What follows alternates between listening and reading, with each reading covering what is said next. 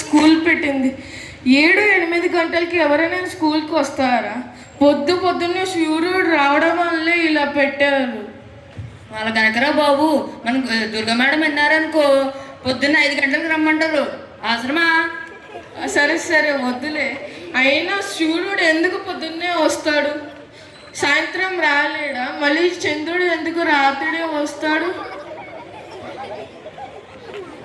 ఇలా ఎందుకు ఏమిటి అనేదాన్నే కుతూహలం లేదా క్యూరియాసిటీ అంటారు. మనం గతంలో జరిగిన దాని గురించి తెలుసుకుందాం.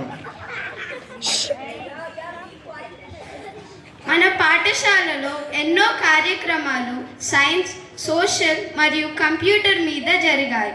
కానీ పురాణాల మీద మరియు అప్పటి రోజుల్లో జరిగిన విషయాలు, యుగాలు, వేదాలు మరియు ఎన్ని యుగాలు, అవి ఎప్పుడు ప్రారంభమయ్యాయి, ఎప్పుడు అంతమయ్యాయి, మహాభారతం, రామాయణం ఎలా జరిగాయి వంటి వాటి మీద తదుపరి రోజుల్లో తెలుసుకుందాం.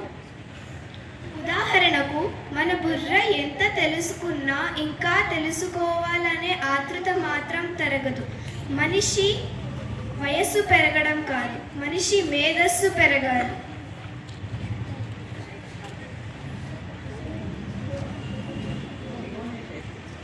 మీకు అందరికీ హోలీ ఎందుకు జరుపుకుంటారో తెలుసా?